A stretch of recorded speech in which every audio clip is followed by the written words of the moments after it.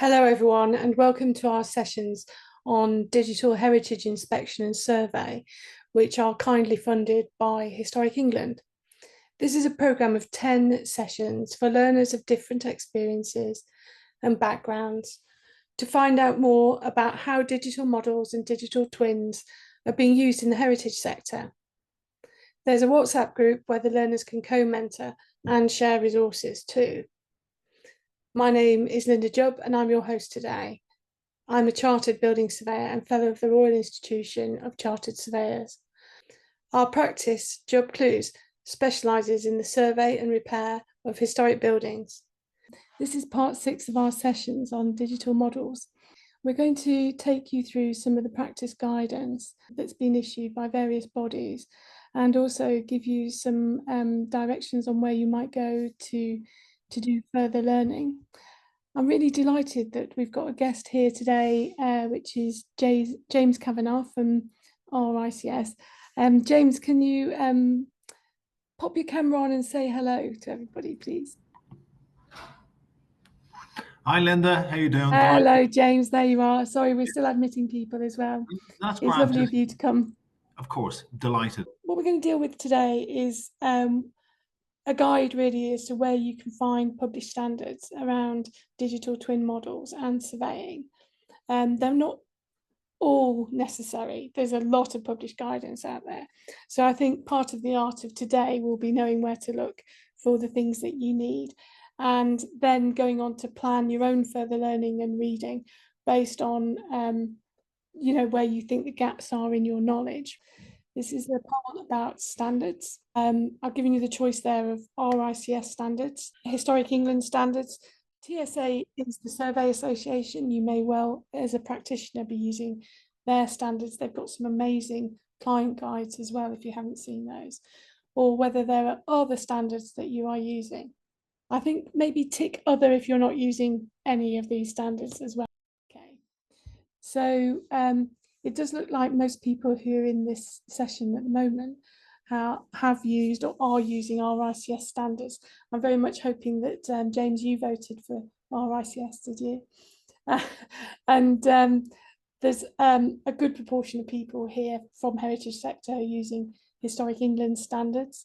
TSA, not quite as well known. I will give you some pointers to those. And the others, these are either people who are not using them or using other standards. I'm going to talk briefly about Historic England standards and then we'll come to RICS.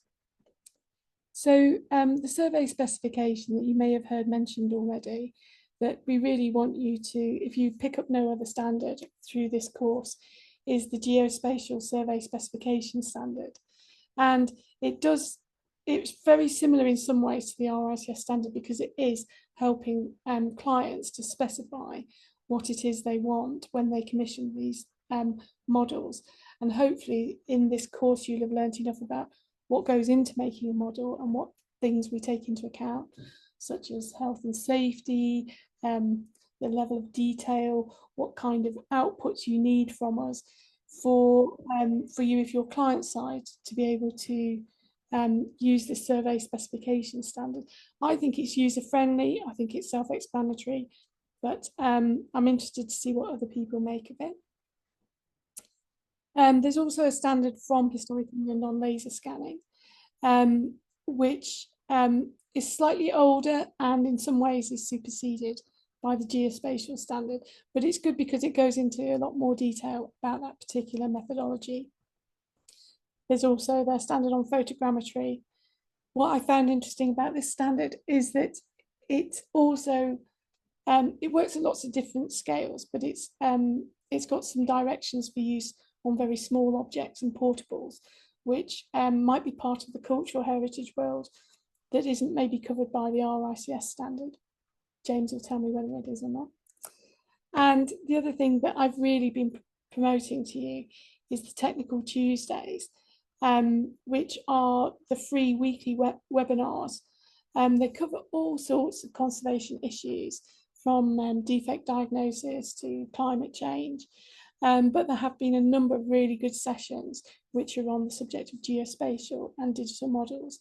And I will put the links in the WhatsApp group but you will easily find them on the Historic England website as well, if you want to get some free CPD and very, very good quality CPD. So I'm going to run another poll now. I just want to see how many people have looked at this. So the one that's been most viewed is the one on drones for remote inspection. So I'm going to talk briefly about the Survey Association. They're founded in 1979. They provide support to geospatial surveyors and promote best practice. There's memberships for companies and for individuals. They do some lobbying of the government, and they work with others who are the professional bodies such as RICS and CSIS. CSIS is Chartered Institute of Civil Engineering Surveyors. Sorry, I should have explained that. The Survey Association provides quite a lot of outputs on their website, and I really encourage you to go and have a look. They've got guidance notes that explain some of the technical standards in terms of what the survey companies should be doing. They provide client guides. So if you're trying to commission these geospatial surveys, especially people like us, they help you with that specification process. And we're going to talk about that a little bit more. And they provide some briefing notes, just information papers on topical issues. The Survey Association also sponsor the Survey School, which is in Worcester, and they're a training centre for land surveyors. They run a series of short technical courses, and I think if you really want to just go and get your hands on and learn how to do scanning or learn how to do these surveys, what I recommend you do is you just book yourself on one of these short courses. And I think they're really great for younger people as well, who want to just get, quickly skill up and be able to do some stuff so that they can, get a foot in the door in employment. So James, tell us a bit about RICS and your role there. And thanks for asking me along, Linda. It's a real pleasure. I've always been a big fan of heritage conservation, scanning in many ways. I've spent a few years doing it as a very young surveyor. I'm a chartered land surveyor by background, so I come from a geospatial and measurement kind of base, I suppose. So that's something that we've really made sure to ingrain within multiple areas of practice under my area. I'm the head of land and resources, so I cover planning and development, rural practice, environment, minerals and waste, and of course geospatial. And it's also very refreshing to hear you mention the TSA client guides and standards as well. And along with our colleagues in English Heritage, we work very closely together. So all of those TSA guidance and client guides that you mentioned, they're all cross-endorsed by the entire geospatial sector. So by RICS and by CICS, the Civil Engineering Surveyors. So we work together through the Survey Liaison Group to make sure that all of our standards in this sector are interlinked in a way. So we're all, saying the same thing, particularly when it comes to clients. So within the context of RICS, land survey. So we have three main geospatial standards. The Measure Surveys of Land, Buildings, Utilities, third edition, which has already been mentioned. That's quite critical. That has a detail accuracy table in it that has been enormously influential within the industry since its release in 2014. Basically, it goes to the nth degree on how to specify a project. And I think that's what comes out of the English Heritage spec as well, that we work closely with English Heritage on, and Paul Bryan in particular, on that, is around that interconnectivity of data through accuracy and output, and the interoperability between different data sets. So we've been trying to join these three major elements together. The Earth observation aerial surveys covers drone surveys, traditional aerial imagery, so fixed wing, helicopter, and Earth observation information, maybe a bit too kind of large scale for use in heritage, but even so, very important from, say, a drone operational point of view, understanding the do's and don'ts, particularly around control of information, and then the use of GNSS, so GPS and old money, satellite navigation systems in land survey, topographic survey. I just wanted to mention the English Heritage Geospatial Standard Specification. Like you mentioned, Linda, that's an absolute must-read for anybody who wants to engage in heritage survey and measured survey work within the sector. A lot of that is heavily influenced by the three RICS standards, which I mentioned. It was just reviewed and updated at the beginning of 2024, last year, of course, and covers all those different areas. I think an interesting one for those of you who are new to this sector would be around reading the laser scanning section. It's particularly important to understand how scan registration works and achievable accuracies, and also the importance of control. And something we really drill home into surveyors' brains continuously about the use of all these new technologies, you know, within the geospatial toolkit, is that many of those traditional classical principles remain the same. The need for control, the need for redundancy of information, and the need to work from the whole to the part, and also to understand what your final output is going to be, and how your data capture technique is basically driven by what data quality, data accuracy needs that your client has.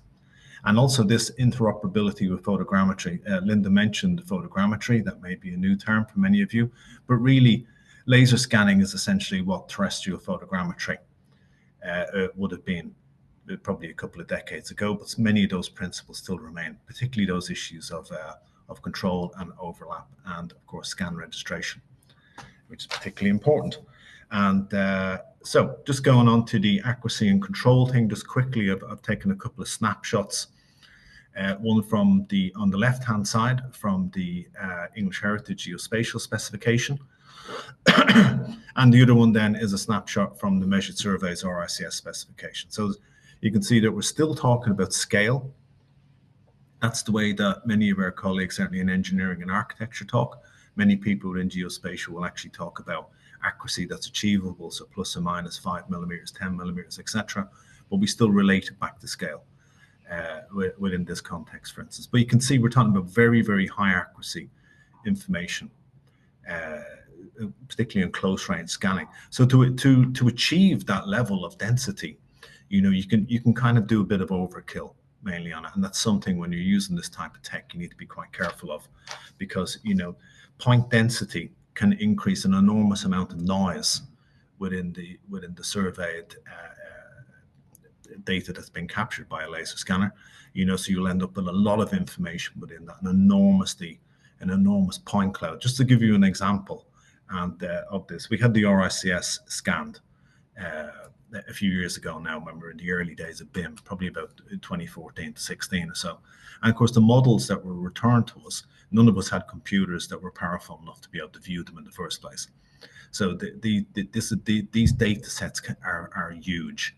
So you need to kind of, you know, think about how your achievable accuracy at the end is going to be underpinned by the amount of information that you're capturing. And of course, when we talk about drone survey and overlap, you know, the closer you go to the ground, the less your footprint is, the more flights you need, the more data you're picking up, the higher the cost. So, you know, accuracy and higher accuracies equals greater cost and a need to capture even more information. On the survey detail table at the back, or on the right-hand side from Measured Surveys 2014, we've been updating this as we go along. So there's a new version of it updated within the aerial survey specification and standard, and within the GNSS one as well, and in the boundaries one that we've just done. And there will be one on party walls, neighbour disputes type issues, and one on the measurement of land for development purposes, etc. So we're all rights of life, for instance. So it's always been iteratively improved, but it's become a real rule of thumb. Those of you who are old land surveyors like me remember the old rule of thumb we had of 0.2 millimeter, which was the smallest rotring pen that you could get when we were still doing plotting. You know, multiplied by the scale will give you the minimal achievable accuracy. And that essentially is still a rule of thumb that we kind of almost go with when we're talking about the survey detail accuracy table. And then of course control, to achieve that level of detail accuracy, needs to be at least 2 to 3 times greater. So, you know, we're talking about when we get down into the 1:10 scales, for instance, very, very high accuracy information needed, usually for monitoring purposes, but also with you guys, I think, and girls in the heritage end of things. So there's an interactivity and interconnection between all of them. And those accuracies and scales are for a purpose. It's hard to go up in scale and easier to go down in it. So, you know, 1:100 information can be combined with 1:20 information as a background, for instance, but not vice versa. And that interoperability of information, I think, particularly on heritage, is important to understand, where you might have high accuracy data capture techniques needed for, say, facades, but maybe not so much for the topographic footprint that needs to form the basis of where that data is being held. Now, I suppose a bit of a quiz question. Linda, do you know where this is? RICS library. You win an RICS pen next time you come in. Yes. I've got too many of those already. This is the RICS library, quite an early, I suppose, generation scan, probably from about 2016, 17 or so. You can see the amount of noise that's already within this, and essentially how it then goes through a wireframing and design process into something that's actually usable. And that was the important thing, I think, about the development of building information modeling and the interaction of laser scanning was the output that was achievable at the end. So all of these specifications are generally designed to do that.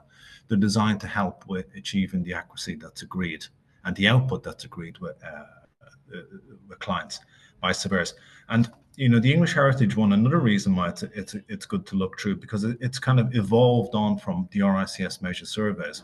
So the CAD layering conventions within there are very, very useful. They're not consistent between different manufacturers, for instance.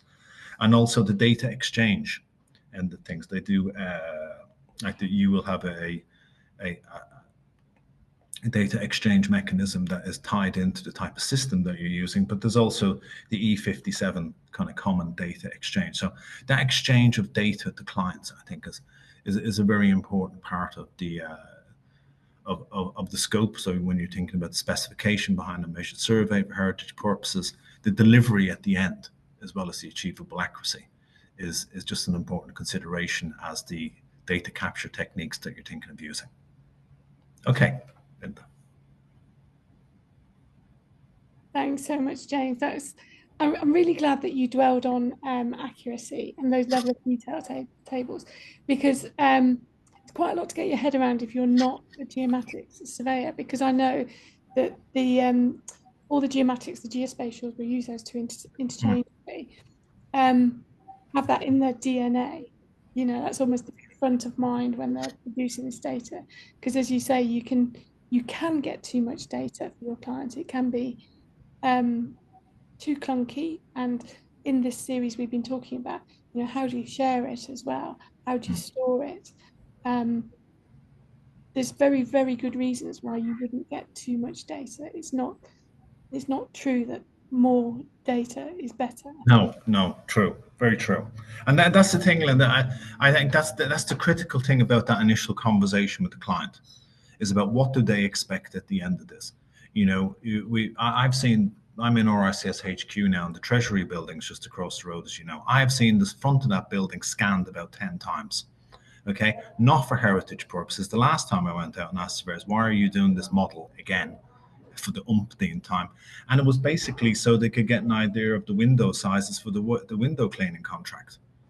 So sometimes your model is being used for things that you don't. So therefore, there's not a need really to go to 1:10 kind of scale, millimeter accuracy kind of detail. But surveyors will be hardwired to go to the highest level of accuracy that they can achieve, where your client needs may negate that and require a lower level of data capture to fulfill their requirements. Well, that makes the other very important point that I think really lives in the RICS guidance, maybe more so than the Historic England guidance, although, as you say, the same teams have worked together on that, so there's massive overlap. There's no conflict between the documents, but the idea of repeatability, and from that differs slightly from archaeologists, who of course are very much into drawing and recording and their paradigm.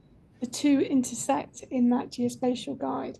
So I find both standards are very usable, and there's no conflict between them. But I think for the sort of work we're doing, I would probably use the Historic England one for my project, and we're working hard to embed it in our sector. But I also need for people who are in this session to understand more or less where it came from, because the RICS standard is long standing, and it reaches out into lots of other sectors. And one thing we are learning in this course is how much other people are pushing things forward, for instance, in social housing and using digital twins, so that we can benefit in our sector. So we do have to be able to look over the fence a little bit. So one of the things I was going to mention, James, about RICS is the Find a Surveyor service. Yes. I think when people are looking for support in this area, there's a crossover. I know that all the accredited chartered building surveyors who are working in heritage, you can find us on Find a Surveyor through the search engine, but you might not realise that actually you can find geospatial surveyors as well.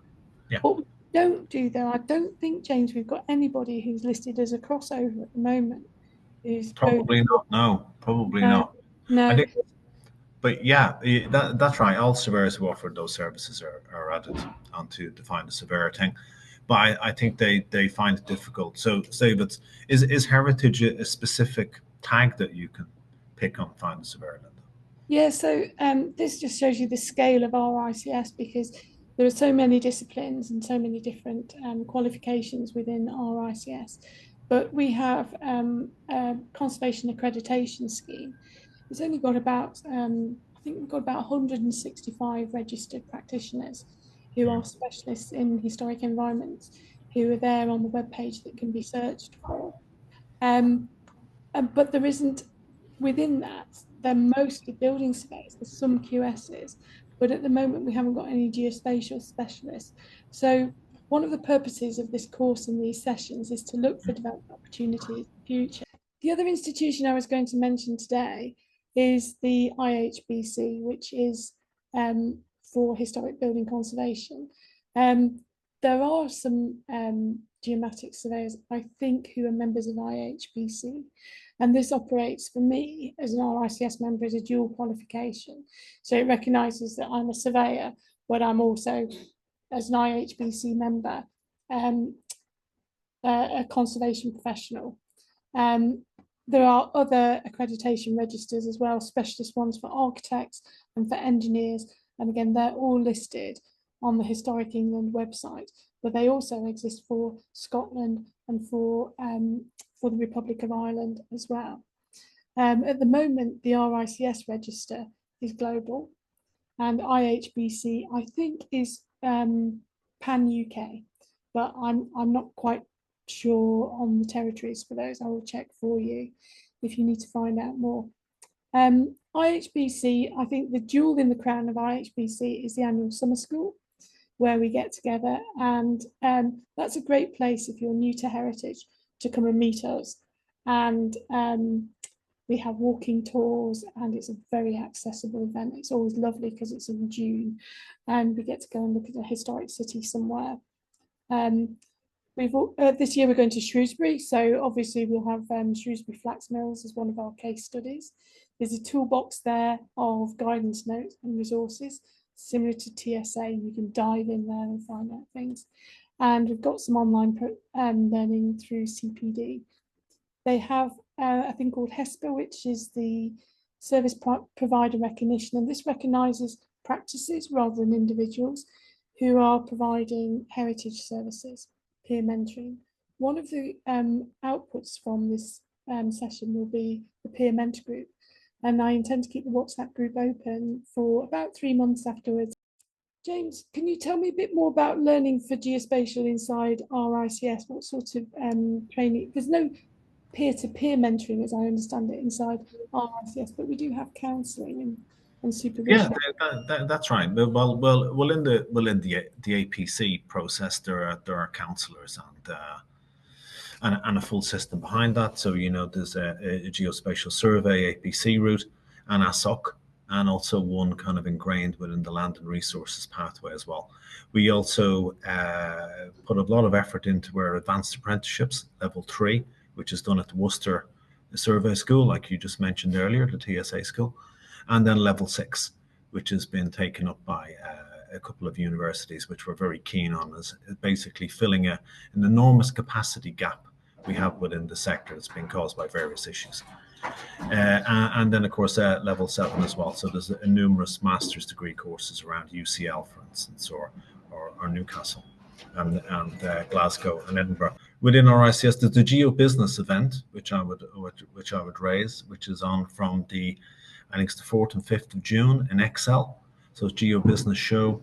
All the latest kit will be out there. Geo land surveyors, as we term ourselves as well, like things on sticks that go beep. So there's lots of kit down there. Your robot dog thing that you had up the other day. Robot dog, yes. Make me very uneasy. And but every laser scanner under the sun, drones, etc. So down in Excel, free to come along, 4th to the 5th. Will I put the details up in the chat, the link to that. So that'd be amazing. Yeah, and could we add you to the WhatsApp group, and you can just have a chat with people in there and put some links out to them. That would be great. Sure, of course. So we do that in conjunction with TSA and ICES and AGI and ORGS and all the geospatial groups and all the big manufacturers, of course, Leica, Topcon, Trimble. So we'll all be down there in June. Be about 2,500 people there. It's international as well. So there's lots of manufacturers and people from, say, Germany or China or even the United States. So it's quite an Anglophone kind of event. So what I would say is that I know that geospatial is seen as being quite small in an RICS context. We have about 2,500 members compared to, say, building surveyors with about 20,000. But globally, it's a gigantic industry, and it's truly global as well. You know, every country in the world has a professional institution, a surveying licensed institution that's connected to land surveying. And we also do a number of evening lectures as well. We just had the last one last Thursday, which was hydrographic, so marine survey. They've got enough heritage issues to be dealing with there as well, usually around unexploded ordnance, by the looks of things, last week. And we run a number of them in RICS over the winter months. So there's a few online as well. But anybody who wants to find out more about, you know, any additional CPD within the geospatial sector or what's available, do drop me a line. And I've just put the Geo Business link up in the chat there. Anyone on this group who wants to come along, do sign up, come along. I'll be there as well if you want to come along and have a quick chat. Oh, that'd be amazing. Thank you so much for that. So two things jumped out to me from what you said then. I mean, I didn't realize that there are so few geospatials in RICS. Mm-hmm. Did you say 2,000? About 2,500 or so. That's really interesting. And that's land and hydro. In the UK, it's very unusual globally. There's only 2 countries in the world where land and hydro surveyors do the same course. And that's it, the UK and Norway. And that's the oil and gas industries driving that. So lots of like half my class went offshore to work for Shell immediately when I finished university in the early 90s. And you got snagged by RICS. I'm so sorry. No, after a good few years of being on the tools. I didn't come straight in here, imagine. So the other thing that's really stood out for me about what you were saying is that even as a long-standing RICS member, I'd always, this sounds maybe a little bit unkind, but I felt like I'd never felt like I could just rock up to a geomatics event. I didn't feel qualified to go in that room with that group, and you've just made it sound very welcoming and very open. So I wonder whether that's something else we should promote through this course. Is that, I don't know, there's some kind of inertia about people coming into. I agree, Linda. It looks hard. Let's be honest, James. It looks a bit difficult. It's complicated stuff with maths in it. And I think it freaks people out. But I think there's all those silos that traditionally we saw within the profession, which I think were really over-enhanced in the 80s and 90s, are breaking down, really. So, you know, I was in a meeting this morning. They were all building surveyors. You know, talk about neighbour dispute issues because there's land survey crossover into that. And the same on CPO. I'll be speaking to a lot of rural and P&D and land surveyors and valuers all interlinking across it. So we really see, I think, within RICS of those big monolithic pathways really starting to mesh together and cross over an enormous amount. Like QS is moving more into kind of heavy civil engineering infrastructure development as well as the traditional sectors. And I think we're seeing that across the board as people move back towards core subject areas, such as geography. Well, also because the tech now is so intuitive, Yeah. especially with AI and all the additional stuff, that you don't necessarily have to be a nerd who can drive a computer, but I suppose more of us can than ever, to be able to drive some of this tech now. Some of the scanners are like Oh, I complete. think so. They're not hard. I think the understanding the basic principles behind it and what you want it to do is a key kind of thing. It isn't a case of just plug and play with many of them. We had a lot of that with other professionals, particularly archaeologists, thinking they could just turn on a laser scanner and a fantastic kind of measured survey result would pop out the other end, not this vast point cloud that they could barely manage on their own kind of PCs to even interrogate to a certain level of degree. And it's interesting you mentioned the AI and the things as well. I think within the scanning world, the use of AI and machine learning has been going on for quite a while, particularly around interrogation of point cloud information. So, the removal of chairs from scans. There's been a lot of work done on this in the past.